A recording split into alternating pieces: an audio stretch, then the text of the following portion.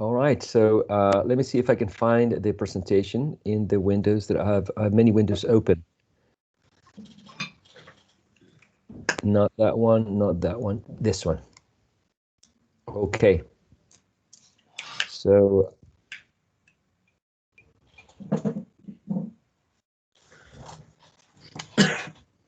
little window here, little window right here. So the class is about strong and weak forms, okay? Strong and weak forms. What are they? What are they used for? That's the thing. But first of all, let's talk about movies. What characters can you see here? What comes to your mind first when you see these characters? Can you describe them in one sentence? Yes, for example, Jack Sparrow, Captain Jack Sparrow. I really like his movie because he's quite funny, and I really enjoy watching his movie. Like I enjoy watching taking your class because I laugh all the time. So yeah. Jack Sparrow, very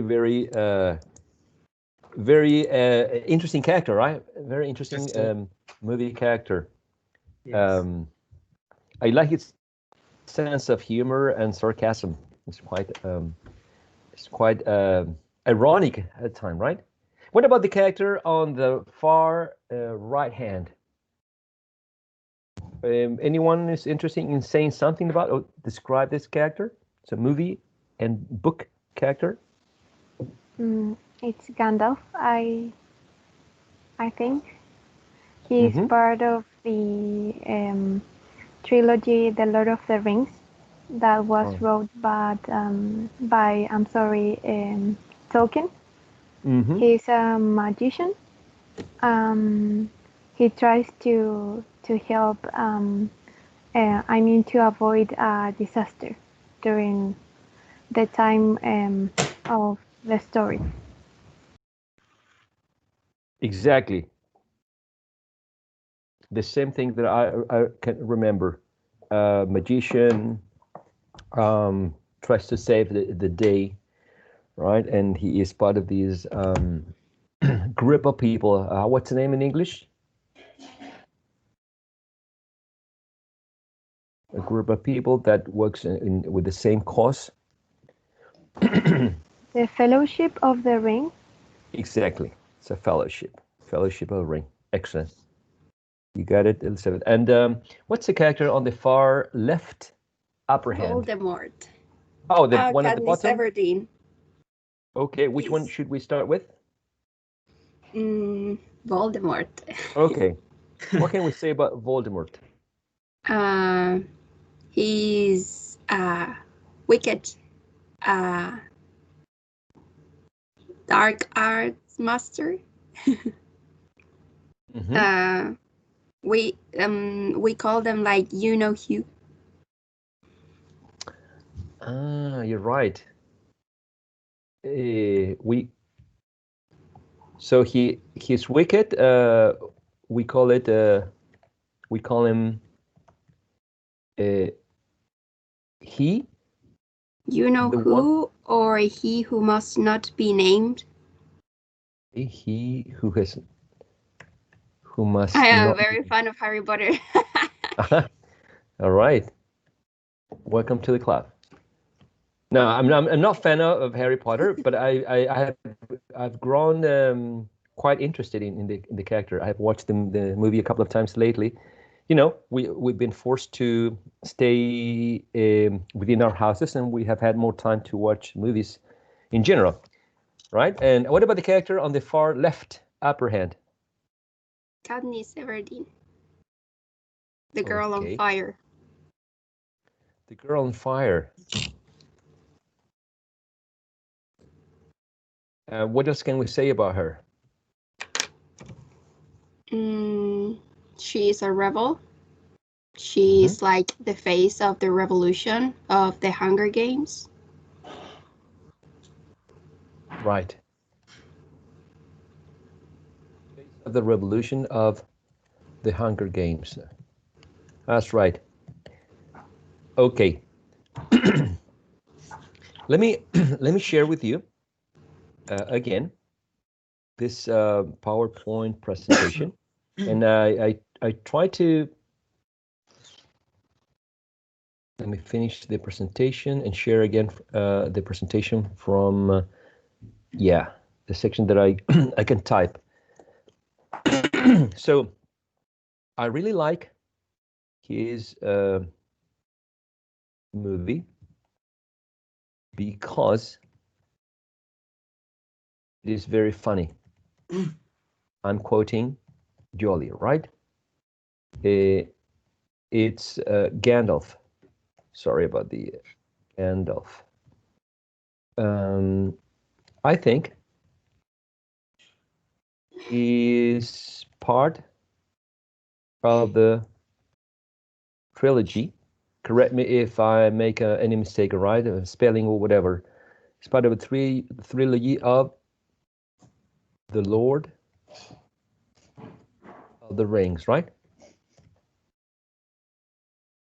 Written by Tolkien. First, you good? And then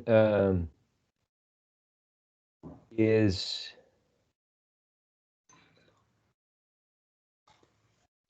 a magician.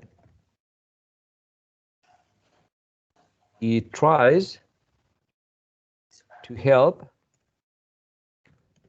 avoid a disaster. Just to avoid a disaster during that time. And then he is wicked. We call him he who must not be named. And then Voldemort. Is that the way you write it? Sorry. Yes. Sorry about. Yes. Okay. There is Wonderful. missing a note in who must not be named, I think. Who must not be named. Who must exactly, because I'm stating exactly the opposite. Okay. So let me re-share this slide. Okay. Here we are. Remember, the topic of this class is strong and weak forms, okay? So strong, it doesn't mean that it is not about muscular strength, right? It is about some forms or some parts of speech that are connected with being strong and some that are connected with being weak. Generally, weak has some implications connected with the use of schwa that we're going to see later, right? I really like his movie because it is very funny. I really like his movie because it is very funny. Can you perceive in this two sentences, right, separated by a comma, that some elements are or may sound stronger than the other ones? They are more prominent. Which one do you think has more emphasis when we say, I really like his movie because it is funny? It's like from the beginning, I really like. Okay, I then, really like. Okay. And then because it is very, very funny. It is very funny. Very funny. Yes. Okay. Okay. What about the next one? It's Gandalf. Which do you think it and Gandalf are at the same level, or one of these elements is more prominent, receives more emphasis? I think it's more prominent Gandalf. Gandalf, all right. What about in, I think it's part of a trilogy of the Lord of the Rings written by Tolkien?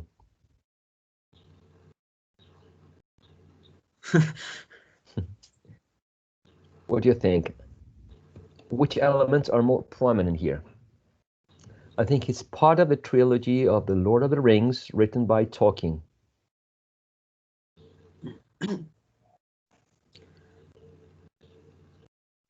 I think it's more prominent the phrase "the Lord of the Rings" and Tolkien. Okay.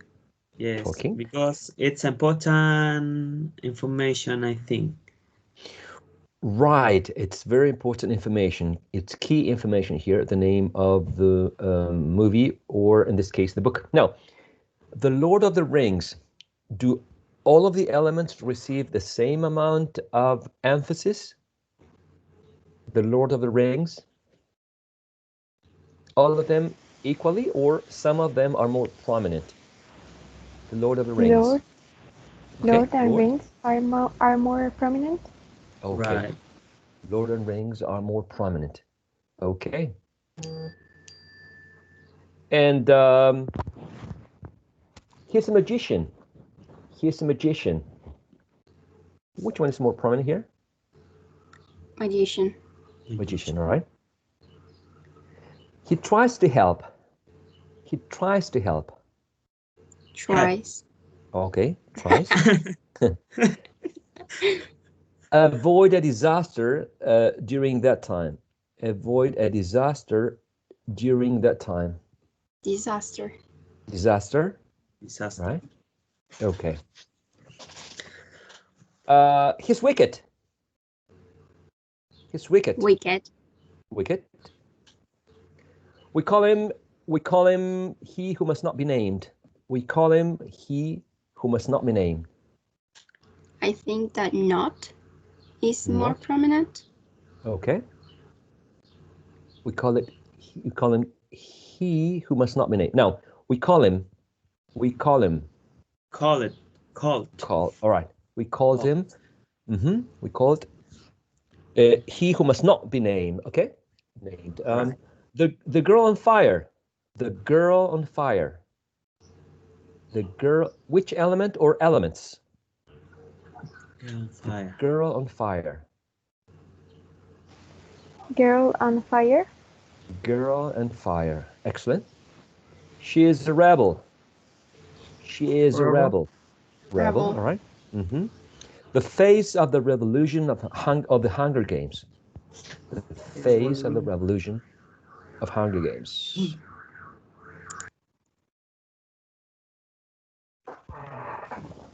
Phase. Revolution. Perfect. Phase. Revolution. Hunger Games, maybe. Okay. Hunger Games. Excellent. All right.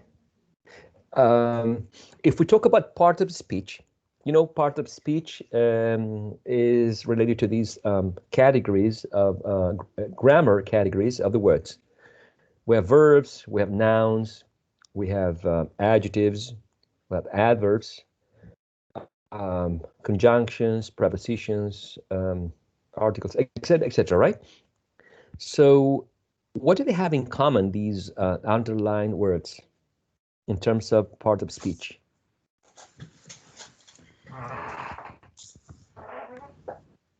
Maybe they contained important information about the whole sentence. Exactly. They contain important, meaningful information in this sentence, right? Yes. I think it's very similar,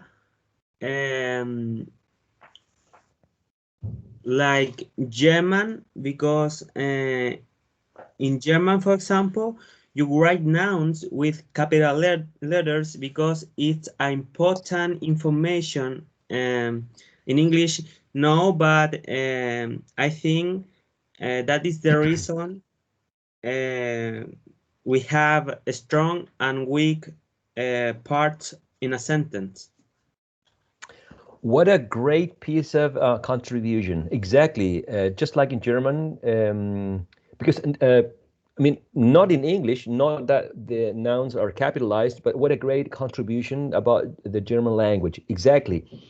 The most meaningful and important information in a sentence is carried, right, or is given by words that are classified as content words, right? So content words are words that contain meaningful information. And when we talk about content words, we always mean the nouns, right? The verbs, the adjectives, and the adverbs. Noun, adjectives, verbs, the main verbs, right?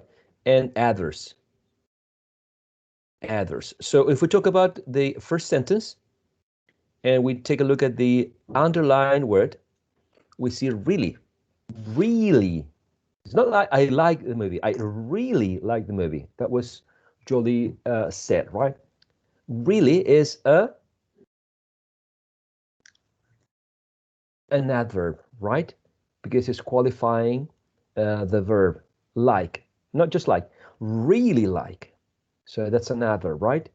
The same thing with very. It's not funny, very funny. And funny would be an adjective, right? So far, so good? Yes. Yes. And then we have Gandalf talking, which are, how do we call this in Spanish? Nouns. Nouns, right? Nouns. Common nouns? Proper nouns? Proper nouns. Right? Exactly, proper nouns. Okay. And then we have magician, disaster, which are also nouns, right? And we have tries over here, tries, which is a verb, right? Then we have wicked, which is a adjective, called verb. And then we have an exception here that we're going to discuss in a minute. Then we have girl and fire. Nouns, right? Rebel, face, too. noun, two, face, revolution, Hunger Games, all of them? Nouns. Nouns, right, exactly. So all content words are relevant or important in a sentence because they carry meaning, right? Content words are nouns, adjectives, verbs, and adverbs. So whenever we use content words, we're going to use the strong form.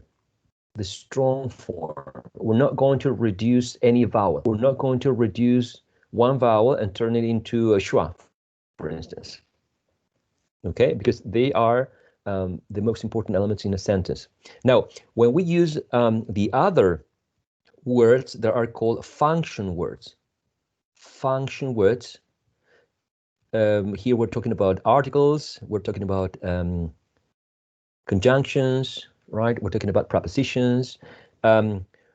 We have to choose whether we use the strong form and the weak form. Most of the times, we're going to use the weak form and not the strong form, unless we are emphasizing that particular, for example, preposition. For example, the preposition to can be pronounced with the long U, to, or it can be pronounced with the schwa, t. The first one, to, is a strong form. The second one, t, is the weak form. So we generally use the weak form, right? For example, I'm going to play some video games tonight. I'm going to play some video games tonight. I'm not saying I'm going to play video games tonight. To play, right? To play. Because the preposition is not very important in this specific context, right? Sometimes the pronoun you, right? We can use the strong form, or we can use the weak form. So we can say you or ye.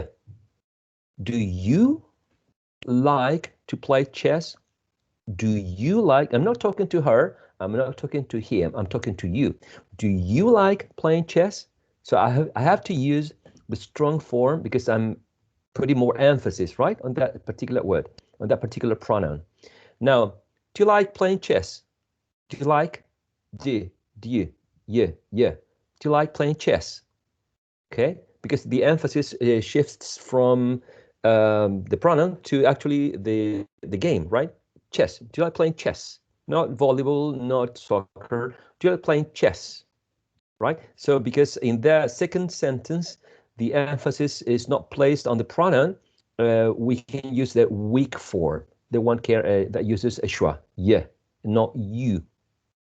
Okay, so we have to make this the extension, and we have to make a decision whenever we're using function words, whether we're using the strong form or the weak form. And in the first case, to, right? For example, are you coming from Concepcion? No, I'm going to Concepcion. I'm traveling to Concepcion. To, all right? Are you so when I decide to emphasize, for example, in this case, the preposition to, and I use a strong form, is because I want the listener to understand that I'm contrasting the information that he or she gave me with another one. I'm saying something completely opposite. I'm not coming from, I'm traveling to Concepcion. So in that case, because I'm contrasting information, I'm using the strong form of to. Otherwise, it's always going to be a weak form, to, with the schwa. Okay, so that's the idea here. For example, really like his movie, his movie. Movie is also a noun, so it would also have a strong form. And actually, all content words, noun, adjective, verbs, and adverbs, do not have a weak form, but only one form, right? They are not reduced, as I mentioned before. But for example, his, a possessive adjective, can be pronounced his, so turning the e into a schwa, right? Or even like is even we can delete or elide the first is movie. I like his movie. The deletion of this initial can be seen, for example, in pronouns like him or her. Him or her. You can say him. For example, tell him to come here immediately. Tell him. You can say tell him, but tell him, we're using the weak form of the pronoun. Tell her that she has to study for tomorrow's test. Tell her. Her, the strong form. The weak form. Tell her. Like this, tell. Okay, so some speakers would say tell her using the strong form. Other speakers would say tell her. In general, what happens? Speakers prefer to emphasize the verb because it's a content word. So they say tell, and less emphasis on the second element, tell her. So many speakers would use a weak form for her, tell her, eliding or deleting this initial sound here. Teacher? Yes, ma'am? But despite of those rules, it's going to depend on the emphasis that we want to make in a sentence. For example, you must tell her what you did. Exactly, and you are saying a key piece of information here. It depends on the emphasis given by the speaker. It is the emphasis that you want to give as a speaker when you are deciding which element you are going to give more prominence to. I mean, and this is not sort of a rule, but in general, speakers use strong forms for content words, noun, for verbs, the ones that are here on the left of your screen. And in general, for function words, they would use weak forms. But this rule is, quotation marks, broken if the speaker decides that some element needs more emphasis depending on the context, as you're saying. Exactly. Tell her that she has to study for tomorrow's test. Do not tell him, do not tell the other ones. Tell her, because she needs to study for the test. Okay? Tell her. But if the speaker decides to use a strong form for her, there must be a reason for that, right? There must be something that it's important to tell her and not the others. Yeah, exactly. So it depends on the context. Teacher? General rule? Yes, sir. And usually when you are reading a text, usually when you read fast, you pronounce "I really like his movie" and not "I really like his movie." That phenomena, I think, and I have read before, is because when you speak a language, you don't pronounce word by word. You pronounce all the words in a sentence, like just one. For example, in Spanish, we said, vamos a la playa. Mm-hmm. And not vamos a la playa. So all the sounds together produce this particular phenomenon, I think. Right, exactly. Very, very good example. Exactly. In the sentence or extract that you just read, I really like his movie. We can even clap to feel the rhythm in the sentence. I really like his movie. I really like his movie. So the stress is placed on these two content words, really, in the first syllable, and movie in the first syllable. And in these two content words, and then I and like his are words which are not stressed in terms of stress. So we have a very rhythmical pattern in English in which I is unstressed, re is stressed, like his are unstressed, and movie is a syllable in this word which is stressed, right? So the most prominent element in a sentence, right, are content words. Really like his movie, right? There's sort of a pattern that we can see here in lexical stress languages like English. In lexical stress languages like English, there's always a pattern, and there's always a succession or a pattern of unstressed, stressed, unstressed, stressed, unstressed, stressed beats, right? And if you remember a slide that I showed a long time ago, in between these stressed beats, we can place 1, 2, or 3, or 4 syllables. We can squeeze them right in between these strong beats. And that happens in all stress or lexical stress languages, not only English. But in other languages, particularly the ones called syllable timed languages, in these languages, every single syllable receives the same amount of emphasis. Okay, so that's important to remember. The general rule is use only strong forms for let me find the okay.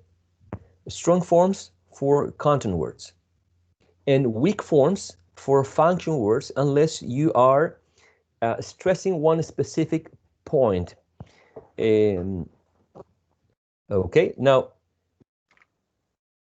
let's take a look at these sentences. Let me ask for some help here. Lisbeth, do you have a working microphone?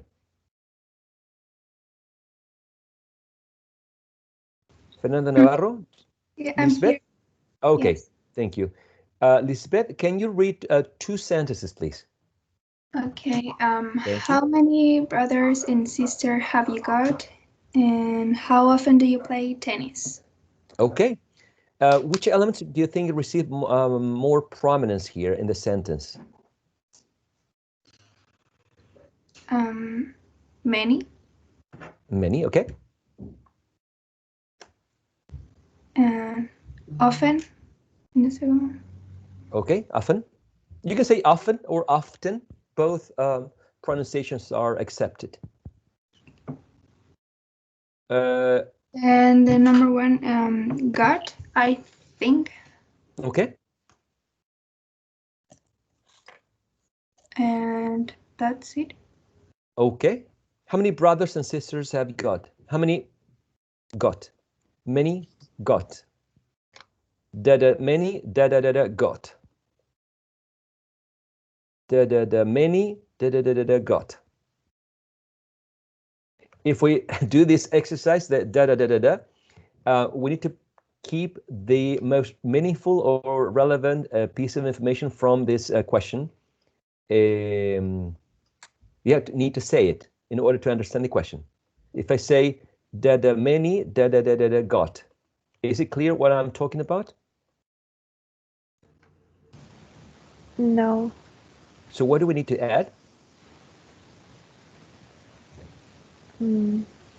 I think that sisters, maybe. yes. Okay, brothers and sisters. So if I say many brothers, sisters got. Do you still get the question?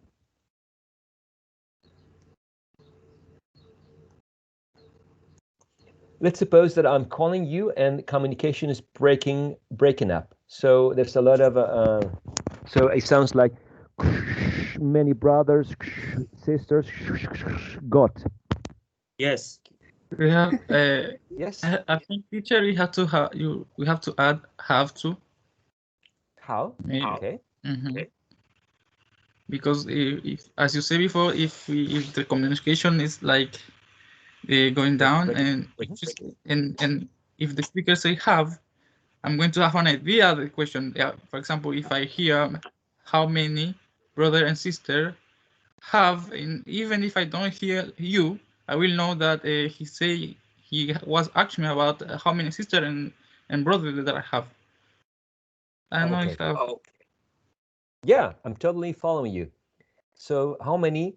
So how many brothers, sisters got? Teacher, Yes, sir.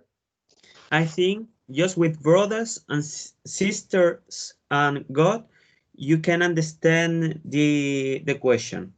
For example, brothers, sisters, God. Okay, all right. Now, how do you know it's a question and not a statement?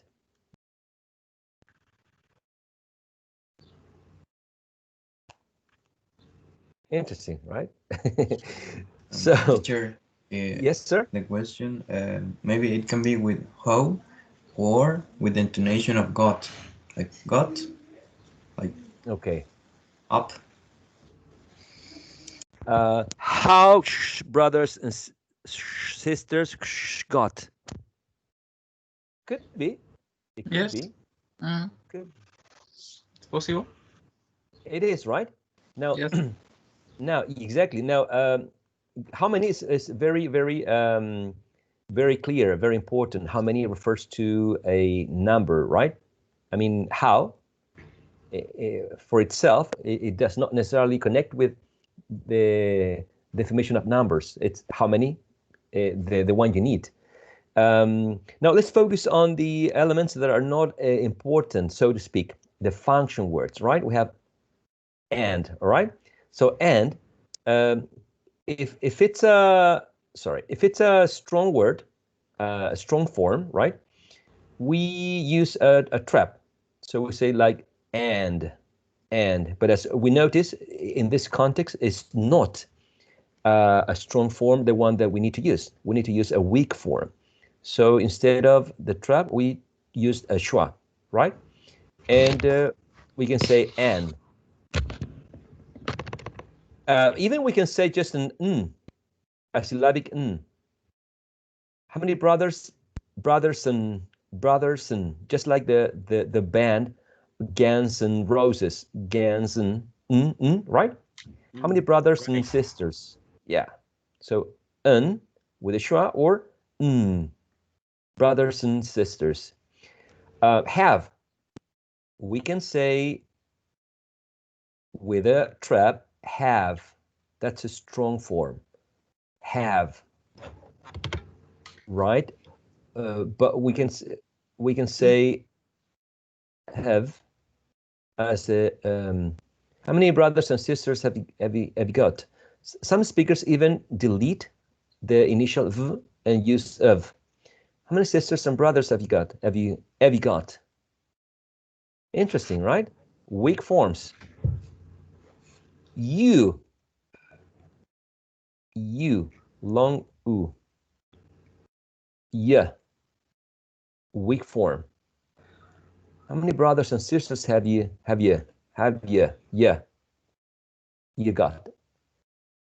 Okay, so in these words, there are function words that are not so important in order to understand the sentence, the statement.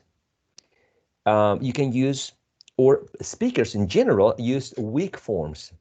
Weak forms generally include schwa, but not always. Sometimes they refer to a deletion of an initial sound, as in the case of or him or her. Okay. Now we're going to come back to this slide.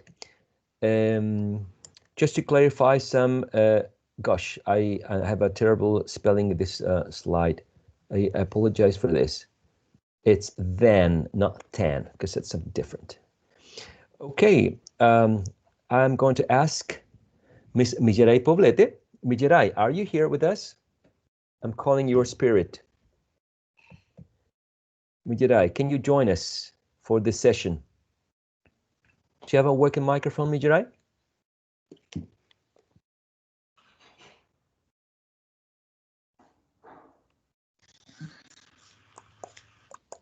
Miss Isabel, how have you been doing? Isabel, do you have a working microphone? Miss Isabel Argañón? Hi, teacher, can you hear me? Yes. Do you mind reading this slide, please? I'm all right. How are you? Fine, thank you. Excellent. Do you mind reading this slide, please, for us? All of them? Yes, please. Okay. Thank In you. English, weak pronunciation are more frequent than strong ones. Which words have weak and strong forms? Prepositions, auxiliaries. Oh, that's right, auxiliaries. That's right. Auxiliaries, yes? Auxiliaries, verbs, modal verbs, pronouns, possessive adjectives, pronouns, conjunctions, articles, function words, out grammar words. I think it's or grammar words. No? Yeah, you got me. You got me. Thank you for the feedback. Or grammar words, exactly. Well, in general, I know them. I call them function words, but some people call them grammar words. I'm totally fine with that. And these are the ones, the words that have a strong and a weak form, and that speakers usually use the weak forms because they don't carry meaning, right? They perform an action, a function in a sentence, but not necessarily meaning. Okay. And can we take a look at this one? Gabriela Sasso, do you have a working microphone here?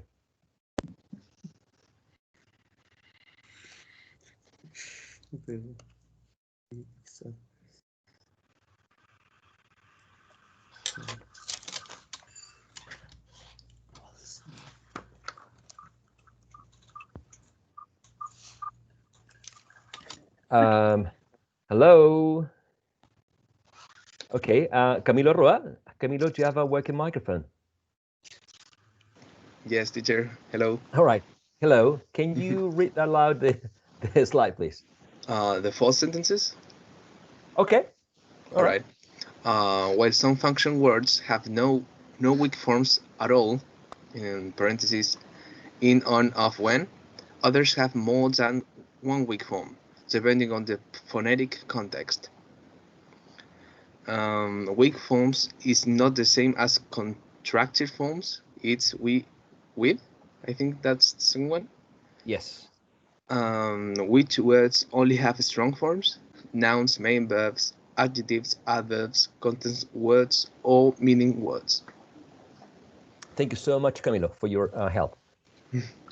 So strong forms always connected with content words. So content words do not have a weak form. Nouns, verbs, adjectives, and adverbs do not have a weak form. I repeat, do not have a weak form. So weak forms and strong form, if you think about only function words, okay? And we cannot confuse weak forms with contracted forms, such as it's, with, their, I've, she is.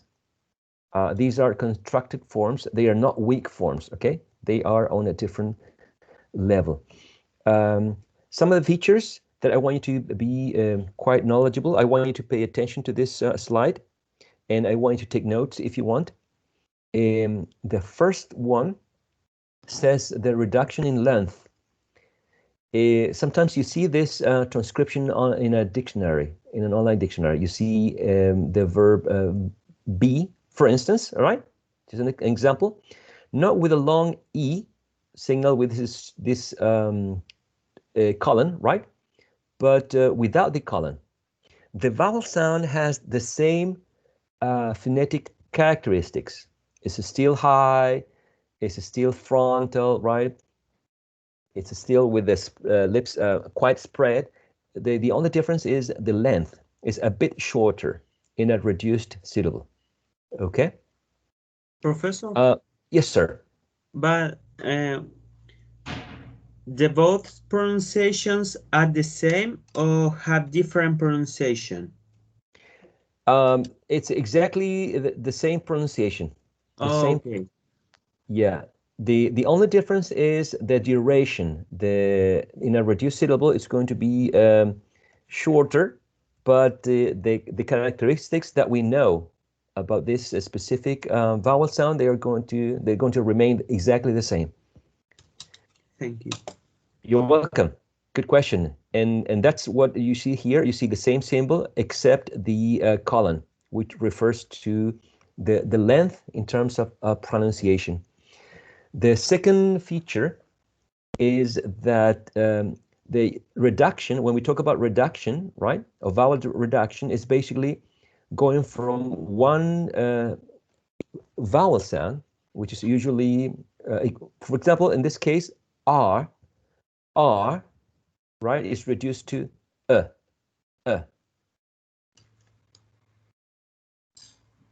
Okay, so you're a great person. You're a great person. You're a great person. You're a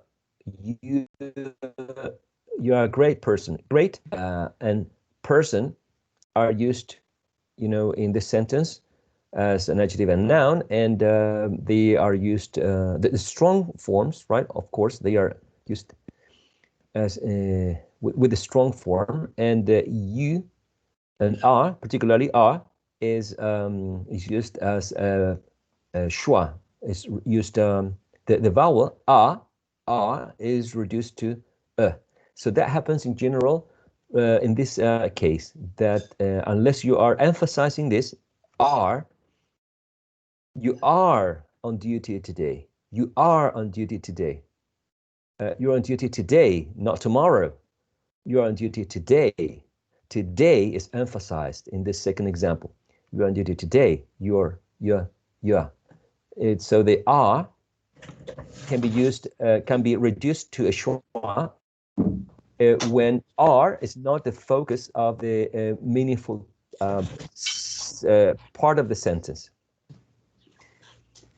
Sometimes you can elide a vowel. Elide means that you make it disappear. Okay, the noun for this is called elision. Okay, so you can elide a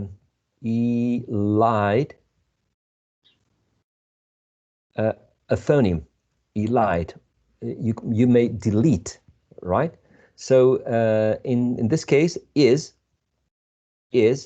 Some people, instead of saying is, just pronounce z. Z. Right? It is very important for you to come. It is very important for you to come. Okay? Teacher? Yes, sir.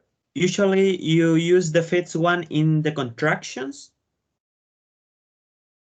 The first one. The fifth one in the third point in is?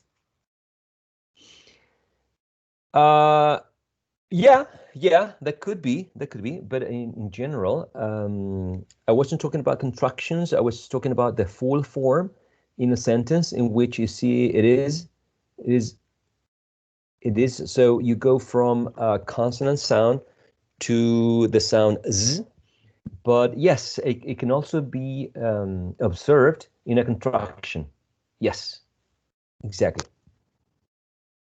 In a contraction. And also in a sentence in which the full form is used, in which is part of a sentence spelled I-S. Yeah. Mm-hmm. Another feature of weak is that whenever we have a reduction or a weak form, we might see an elision of a consonant. Like in the example I gave you before, instead of him, we can hear him. Tell him, tell him. Okay. Usually, if you pay attention to the final sound of the verb tell, we're talking about a consonant sound. So when we pronounce him, many speakers may elide this h, go from him to him, tell him. Now, if we change this verb to talk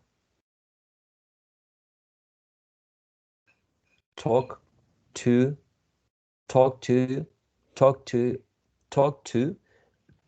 the preposition ends in a vowel sound.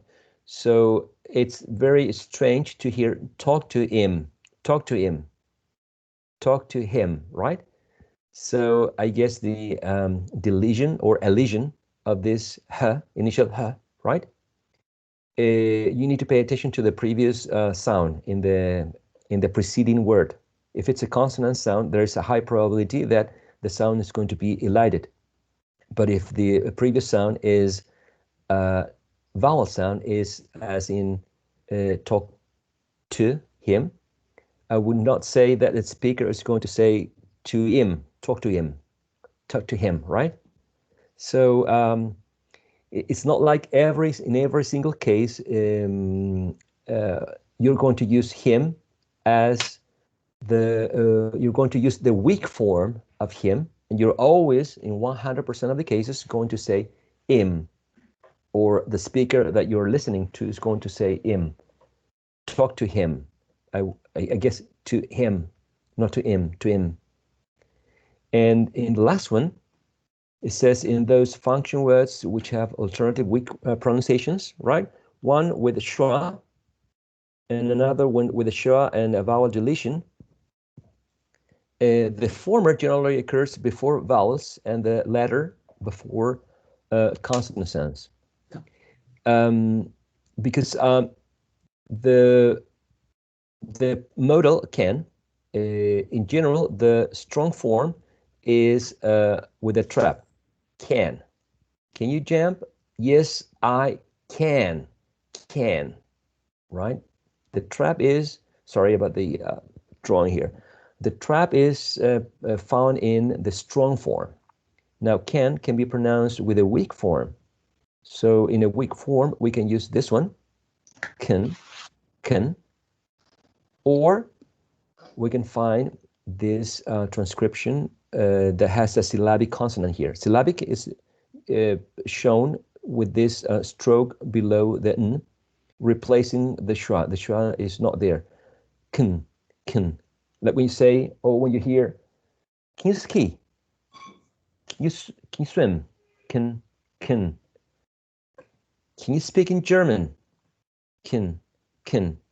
Okay. Usually the question has this reduced form of the modal can.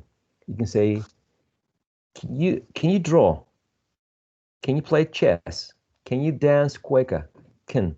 In the answer, usually you find the strong form. Yes, I can. Yes, I can. Can you swim? Yes, I can. Can. Okay. I can, but not very well. I can, but I need some help. Can. So we see that sometimes these forms, there's a high probability that we can predict the way they are going to behave. In a question, you usually use a weak form, can. Or let's take the third one here, does. Does she have some money with her? Does she live in does she live in Talca? Does. We usually use the schwa, the weak form, when you're asking a question. When you're answering, right? She does. There we're using the strong form, the one that has a wedge. Does. In question, does she? The weak form, which has a schwa. So the thing is, we need to make a decision when we're dealing with function words, basically, because when we're dealing with content words, we're always using the strong form of the words. Nouns, adjectives, verbs, and adverbs only have a strong form. The thing is, whenever we are dealing with function words, what do we do with them, right? That's the thing. But if you follow this piece of advice, whenever possible, use the weak form when you're dealing with function words. Remember, articles, prepositions, conjunctions, among others, right? Unless you are stressing or emphasizing a particular element, therefore you have to use the strong form. It's time for a break. So after the break, we're going to have some exercises. One exercise that we're going to cover here. And after the exercise is done and revised, we're migrating to Zoom. And in Zoom, we are having speaking practice with some dialogues, okay? It's very important for you to get a good break, because then you're going to have a lot to speak during the practice. Any questions before we go on a break?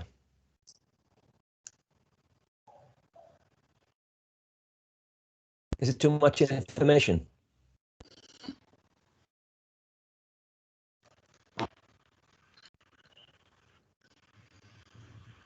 Is anybody's birthday today?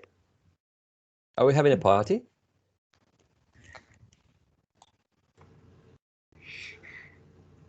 Now it's for the break. Okay. Okay, good. So I'll see you in 10 more minutes. Enjoy, guys.